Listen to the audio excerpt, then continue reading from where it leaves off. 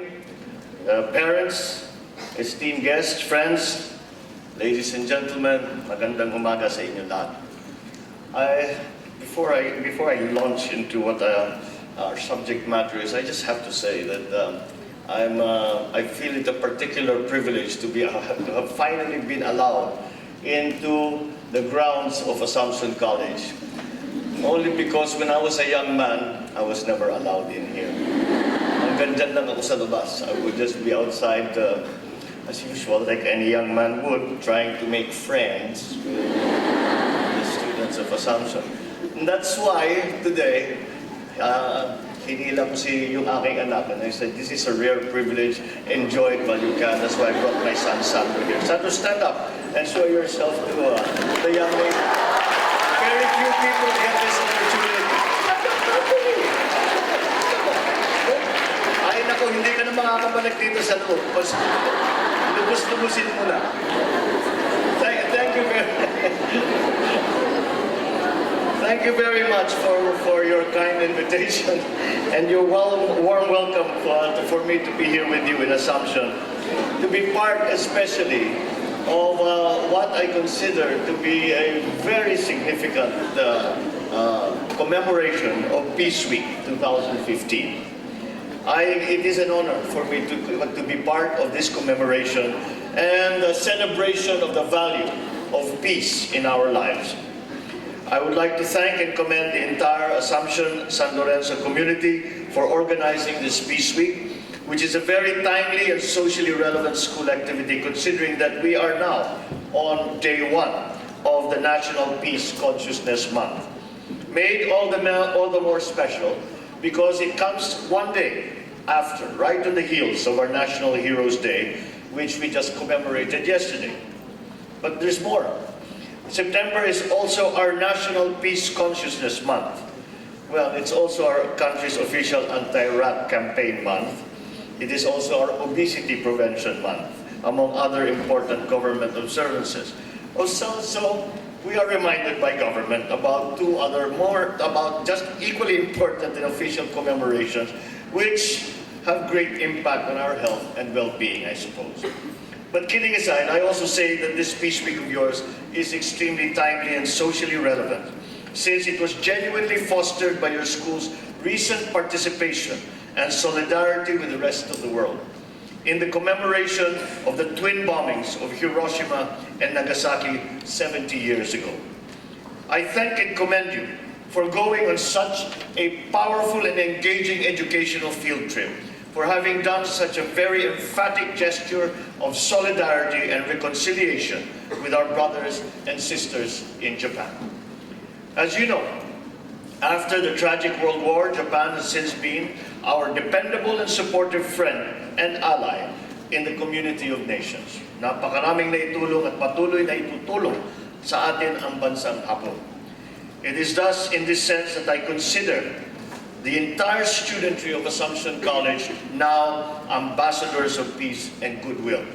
Having been directly and personally touched by the whole human affair, I highly urge you to now spread to the entire Filipino people the painful yet important lessons of Hiroshima and Nagasaki. You are bound now by a strong moral duty to pass on the torch, so to speak, to the rest of fellow Filipinos here in our beloved country. Thank you for playing that role and for having converted yourselves into ambassadors of peace, not only for your school, but also for your country. Certainly, there is lots more to be done on this terrible and most delicate subject. Japan's Foreign Minister, Fumio Kishida, himself a Hiroshima native, conveyed recently that there still remains 16,000 nuclear warheads stockpiled in the armories of powerful countries around the world. And so he made the impassioned call for the youth of the world to visit Hiroshima and Nagasaki in order to help disarm the dangerous potency of the minds of world leaders to still find any use for nuclear weapons. Again, I thank you, those who were part of the delegation that went to Japan, and the Assumption College community for heeding the call of Japan which is a call of and for humanity. On this note, allow me then to segue to the particular reflection that I want to contribute to your Peace Week 2015. Although it is unimaginable, let alone impossible, that the Philippines will be perceived to be engaged in some form of nuclear arms race or in the production, stockpiling, utilization of nuclear weapons, our country is nonetheless in a particular and peculiar situation now where it is forced to stare in the eyes and confront its own monumental peace and order situation. You may have learned that 2 weeks previous, I filed in the Senate the modified version or the substitute bill of the Bangsamoro Basic Law. The Bangsamoro Basic Law, which was originally proposed to Congress by Malacanang. But first of all, una-una, ano ba talaga itong BBL?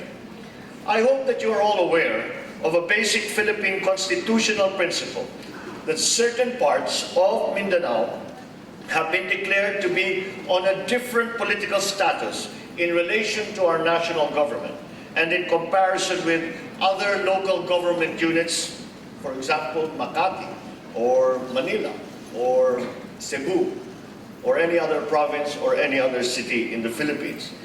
This area in Muslim Mindanao has been recognized under Article 10 of the Constitution as an autonomous region alongside the Cordillera region.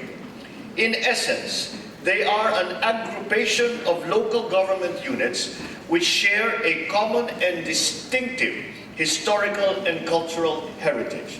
Ibig sabihin, may kasarilan sila. They have autonomy. But note, however, that the concept of autonomy is essentially and substantially different from the idea of independence.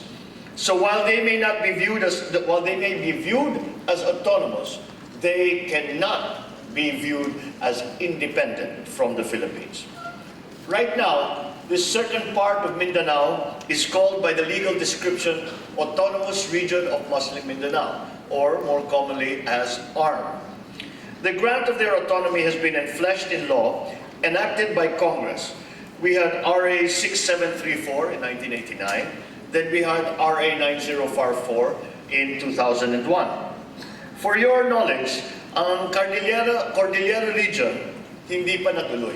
Dahil ang nangyayari dito, bawat autonomous region nagkakaroon ng plebisito. And if the inhabitants of that region vote in the plebiscite to be transformed into autonomous region, that is what happens. In the Cordillera Autonomous Region, that plebiscite was conducted, and despite 2 attempts to operationalize its autonomy in 1990 and again in 1998, parehong hindi sumang-ayon ang mga tao sa plebisitong iyon. In other words, hindi nila nakamit ang matamis na oo ng taong bayan.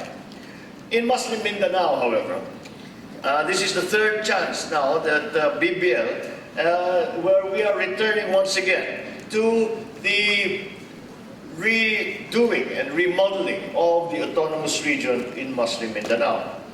To put it in proper perspective, this BBL, we as an entire nation are now trying essentially to renegotiate this grant of autonomy to the ARM.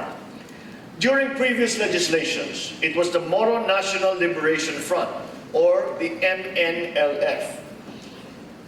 Now, it is the Moro Islamic Liberation Front, or the MILF.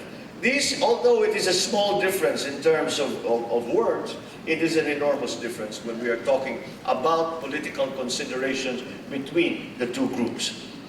And ngayon sa halip na ARM ang kanilang gustong itawag sa kanilang autonomous region, ang itinatawag na ngayon, hindi na ARM kundi Bangsamoro Autonomous Region ang gusto nilang pangalan. In doing all this, we are governed and guided by the framework of our constitutional democracy. Hence, obviously, we have to follow the rules and precepts ordained by our Constitution and the precepts and conditions ordained by national law. To recall what you have learned in Political Science 101, the form of government that is ordained and authorized under the 1987 Constitution is a unitary, presidential, Republican form of government. On the national level, we have the executive, the legislative, and the judicial branches, and the independent constitutional bodies, as mandated by the Constitution. On a local level, we have what we call our territorial and political subdivisions, the local government units. A most popular example of which is, again, City of Makati, Province of Ilocos Norte, all the local government units around the country. And to an extent, all LGUs enjoy some level of local autonomy, though not to the same degree allowed for in the ARM and in the Cordilleras. Notwithstanding the grant of autonomy under the law, the President has the power of general supervision over both the LGUs and the autonomous regions. Therefore, the relationship between local governments and the national government is very clear. Although there are autonomies that are granted to our local governments, essentially the President and the national as head of the national government, as the head of state and as the head of government, still exercise general supervision over all our LGUs. Because of the primacy of the Constitution, the BBL itself, the Bangsamoro Basic Law, must follow certain basic principles in our Constitution, both in the substance and in the procedure for its enactment and its enforcement. Number one, the agreements between the MILF and the government of the Philippines, or sometimes referred to as the GPH, do not bind the entire Philippine government. If you remember, meron ng kasunduan sa pagitan ng MILF at ng GPH. Sa katunayan, ito ang nabunsod at tinaguriang original draft na BBL. But we have to understand that the agreements do not bind Congress. Neither do they bind the Supreme Court, much less do they bind the entire country. Even if you see the acronym GPH giving the impression that the entire Philippine government is bound by this, it should be deemed to cover only the executive department, the President, or Malacanang only. And let me go into this a little further. If the Republic of the Philippines enters into a treaty with another country, another sovereign nation, and when the President signs that treaty, it need only be ratified by the Senate for it to become recognized and to become binding. Because in our Constitution and in our form of government, foreign policy is under the exclusive power of the President, of the Executive. However, the misunderstanding is that the MILF continues to claim that since they signed a peace agreement with the President, then the entire Philippine government is bound. That is simply not true. And why not? They are not a sovereign nation. The MILF is not another country. This is not a treaty. This is a peace agreement between a rebel group and the national government.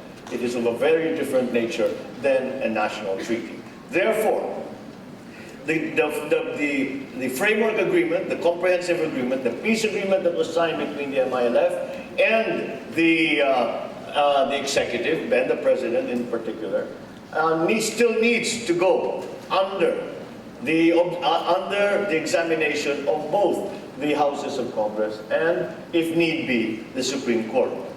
And since what we are trying to pass here is a law, it is a legislative function, and that function belongs solely to the two houses of Congress. Congress, through the power of lawmaking, not only has the authority to enact the MILF GPH original draft of the BBL. So we are not there, we are there, we have to enact it. Congress has to approve the Bangsamoro Basic Law. It is a law, and unless approved by Congress, it cannot be enacted by the President into law. So we in Congress have to enact that law. But besides enacting it, we also have to we also have the correlative power to change its terms to make it faithful and amenable to the provisions of the Constitution and to ensure the balanced and inclusive development of our country and of our people. It is not for us in Congress, in the Senate and in the House of Representatives to just say, well, since the President has signed it, approved. Quite the contrary. It is our job to, like any other law, to look at it and to make sure, number one, that it is legal, it is consistent with our Constitution. Number two, that it will in fact achieve what it hopes to achieve, its stated purposes. And that is our job as legislators. In school, you have all learned that under our present Constitution, Congress is the lawmaking body, not the President. Ibig sabihin, kailangan muna talagang dumaan sa Kongreso ang kahit na anong batas bago ito'y maging ganap na batas. Ano man ang nilalaman ng original na BBL, ano man ang napagkasunduan ng GPH at saka ng MILF. However, the big problem that we ran into, the very big problem that came out in some of our hearings in the Senate, is that many of the provisions of the original draft of the BBL, as given to Congress by the President, were unconstitutional, were in violation of the Constitution. That is why ginawa ay mabuti kong humingi ng isang pauna at pampaganang lecture o sermon mula sa aming dalubhasa sa Senado sa Saligang Batas. She is our recognized resident expert on constitutional law, and that is Senator Miriam Santiago. Ang ginawa ni Senator Miriam, inimbitan niya ang mga magagaling at matitinik na mga utak sa Saligang Batas upang pag-aralan itong draft BBL na ito. At kung ito nga ay naaayon sa ating konstitusyon. Sa kasawiang palad, ipinagtibay ng report ni Senator Miriam ang aming noonang hinala. Labag talaga sa konstitusyon ang draft BBL. Ika nga ng sikat na libro ngayon ni Senator Miriam, Stupid is Forever. Ang gusto raw di umano ng BBL ay gawing state within a state ang tinaguriang Bangsamoro Autonomous Region. Allegedly, it has all the elements of a sovereign state under the so-called Montevideo Convention, which defines what a state is. Namely, it has a permanent population, it has a defined territory, and it has a capacity to enter into relations with other states. So I had to make sure that the Bangsamoro proposal would not turn the arm into a state within a state. The national and territorial integrity of the Philippines should be preserved, should be protected. The Bangsamoro proposal should not contain provisions that lead to opportunities for secession, for breaking away, for separatism. The matter of defense, security, and peace and order in the Bangsamoro should always remain with the national government. I also have to make sure that provisions leading to normalcy in the area were contained in the substitute bill. I fully agree that peace and development in Muslim Mindanao are as much part of the primary objectives of the BBL as the grant of enhanced autonomy. Hence, we included provisions for the so-called normalization of communities and the decommissioning of forces. These were not included at all in the original draft bill. And why are they important? The decommission of forces simply means disarmament. The surrender of arms to the government or to an independent body. In the mechanism that is put out in the BBL, there is formed an independent decommissioning body, IDB. It's composed of many members from many countries. One member is from the Philippines, a former military man, and their job is to accept the decommissioned arms. And to go back to the other phrase, normalization of communities, it is not sufficient that the arms are turned over. What we have to do is also provide a way for the previous combatants to find their way in society, to make a living, to be able to be a productive part of Philippine society and leave the armed struggle that they had taken up arms for. If we really want peace and order to be achieved in Muslim Mindanao, then how is it that these important government responsibilities were omitted? Ang punto ko naman lamang ay ganito. Kapalit at kasabay dapat ng mas malawak na autonomiya o kasarinlan ay meron din dapat kaakibat na mas taus-pusong pagtitigil sa pagkikipaglaban sa gobyerno, mas taus-pusong pagbababa ng mga armas at paglalansag ng mga armadong grupo. We have to disarm, literally and figuratively, a portion of our people who are so used to or so steeped in a culture of arms bearing, fighting, and killing. The enactment of the BBL is also a time for our brothers and sisters to lay down arms, replace them with plows, with tools of trade, with books, computers, and other more wholesome, more productive, and more potent materials of creation rather than of destruction, and other building blocks of social development and progress. It is a simple precept that we can all understand. If there are no guns, there can be no war. So let us get to that point where there are no guns. When we can discuss whatever issues of the day, whatever the issues of the day are, we can discuss, we can decide, agree to disagree, we can come to a consensus. But once the shooting begins, then all that is simply thrown out the window. These were some of the valuable lessons we have learned from the terrible Mama Sapano massacre in January of this year. We were able to appreciate the importance of achieving lasting peace in Mindanao. We were taught about the virtue of trust. Remember that the MILF was involved in this deadly skirmish, the very same organization that our government has been exclusively talking to and negotiating with for the past years now about, quite ironically, the quest for a just and lasting peace in Mindanao. It's terribly unfortunate that it had to take the lives of 44 brave SAF policemen in the line of duty, fighting for the cause of peace and against global terrorism, for us to be reminded of these important goals. But at the very least, we were greatly comforted by the thought that our fallen 44 heroes had given their lives, not only for the single valiant purpose of bringing fugitives to justice, but for more important and transcendental reasons, that of revealing imperfections and weaknesses in the peace process in Muslim Mindanao. In my sponsorship speech, when I sponsored my substitute bill, I deemed it prudent and made it a point to pay tribute to the memory of our fallen SAF 44, whom I sincerely consider agents and catalysts of peace in our beloved country. May they forever be remembered by our grateful nation. The Supreme Court has the authority besides to declare a law unconstitutional. Kailangan namin pag-aralan ng mabuti ang BBL. Hindi pwedeng bara-bara. Hindi pwedeng bahala na si Batman and ang mentality.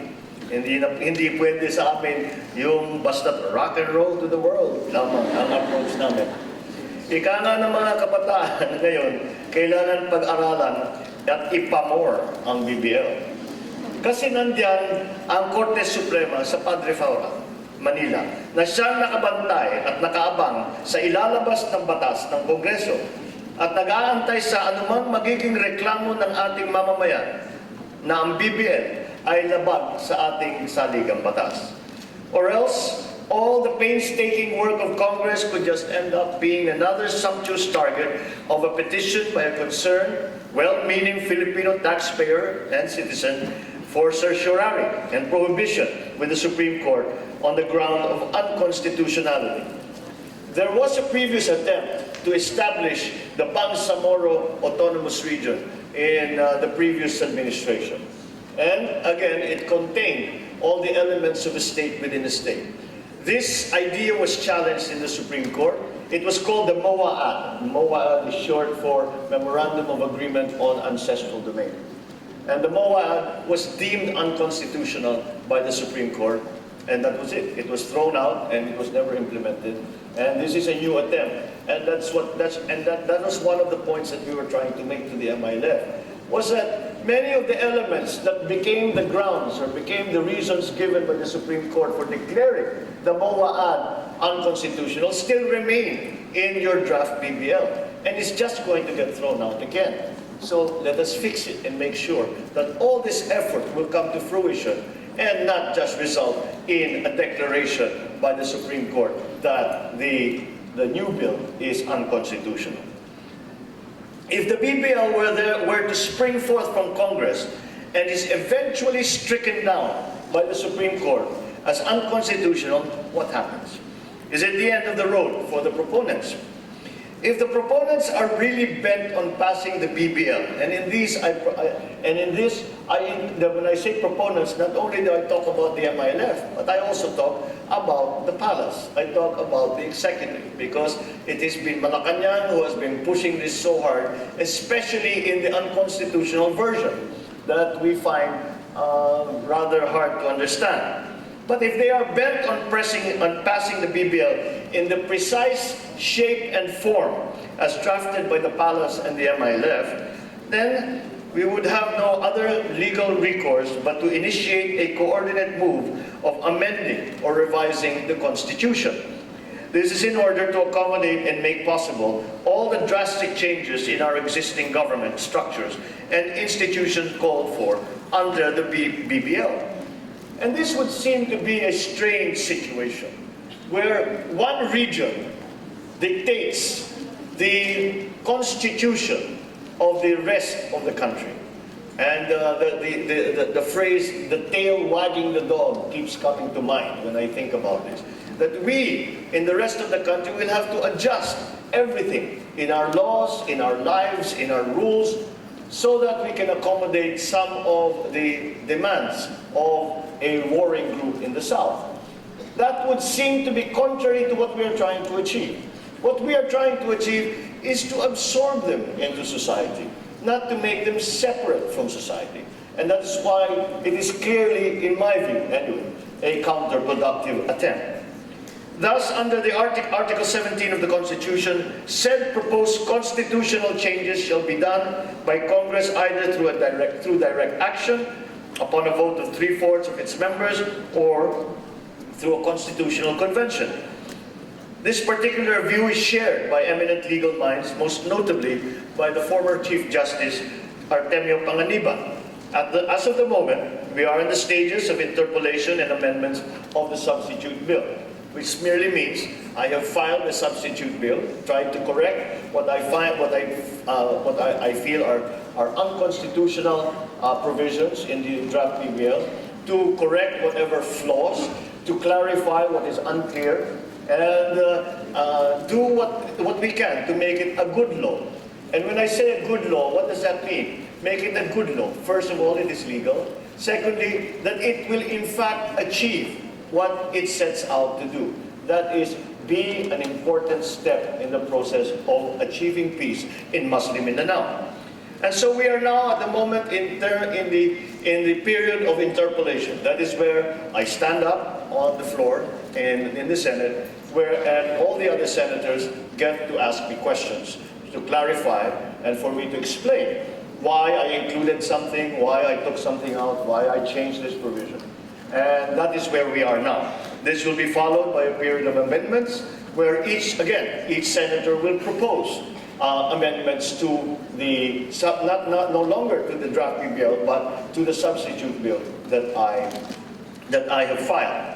And this is a process for further refinement and improvement of the BBL. Just for your information, we actually don't even talk about the BBL anymore. The BBL refers to the draft bill that was given by the President to Congress, the Bangsamoro Basic Law. What the substitute bills now, in both houses of Congress, are now referred to as the Basic Law for the Bangsamoro Autonomous Region. Why did we change the name? We changed the name very simply because the draft BBL had no hope of passing in the House of Representatives and no hope of passing in the Senate. Before it is finally, and eventually this process, we will bring the substitute bill as amended by the senators to the floor, where we will eventually vote upon it and for its passage into law. Then presidential approval is to be expected in all probability, since the president is behind the proposal in the first place. But even after the president signs the law and makes it a Republic Act, the law shall ultimately be laid down before the affected people of Muslim Mindanao for the ratification at the plebiscite, wherein they will have to answer the important question: do you approve of the basic law for the Bangsamoro Autonomous Region? There have been many questions about this process, and I'd like to clarify some of those issues. The people that will vote in the plebiscite are not just the Muslims. They are all of the inhabitants in the areas that are to be called, that are eventually to be called the Bangsamoro Autonomous Region. In my substitute bill, that includes the 5 provinces of now, the 5 provinces within ARM, the cities of Cotabato and Isabela. And those, every inhabitant, be they Muslim, be they Christian, be they Lumans, IPs, whatever they may be, will vote in that plebiscite and will have a say as to whether or not to approve the Bangsamoro Basic Law, or now what we call the BL Bar, Basic Law on the Bangsamoro Autonomous Region. Will they approve the BL Bar and thus approve it for their local government unit? We are only allowing cities and provinces to be the vote. So it is based on citywide vote or a province-wide vote.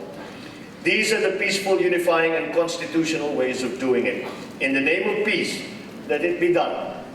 We cannot allow shortcuts. We cannot allow railroading.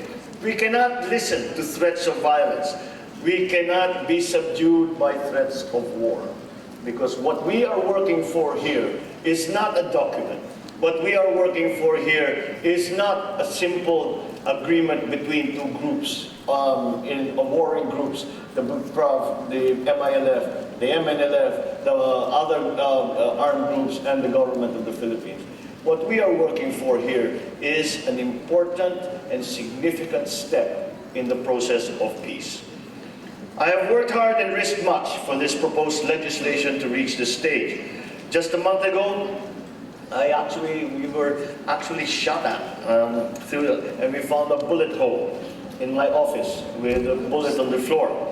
But I've been in this line of work long enough, and I'm not rattled, I'm not shaken, but I will just simply continue to do everything to make sure that the hard work, not only of the legislature, but all the other agencies of government who have been involved in this will not be just go to waste or set to naught. Especially on the mere whim and caprices of unseen forces working and weaving their magic and their terrorism behind the scenes. I, as a public servant, assure you and our posterity that as an elected representative of the Filipino people, entrusted with the life and the future of this nation, I will continue the valiant struggles of our heroes and our patriots by ensuring that the sovereignty and territorial integrity of our country are kept intact and respected by all, and that our people are united by a common aspiration for a genuine and lasting peace, order, justice, and development, not only in Mindanao, but in the entire country as well. I hope that you find some lessons that you could learn about our subject this morning because of its sheer importance to our life as a nation, to our lives as a Filipino people, especially to you, our young people, our youth. As I'm sure you're very tired of hearing by now, you are the youth and the future of our great land. You shall be inheriting this country and the society that we, your progenitors and forebears, are now shaping and molding. And we do this in your behalf. What we are doing now is history in the making. By your interest in learning the peace implications underlying the BBL, inspired by the virtues and vision by St. Marie Eugenie de Jesus, you too can be instrumental pieces of social transformation in our country, true to vision and mission of the Assumption College. You too can contribute to the writing of this particular chapter of our history. So I urge you to be involved in your own way as youthful, exuberant, dynamic, and proactive students. I also humbly ask you for your support, your patience, your understanding. So let me end on that note, dear students. I'll thank you for your time and for your attention.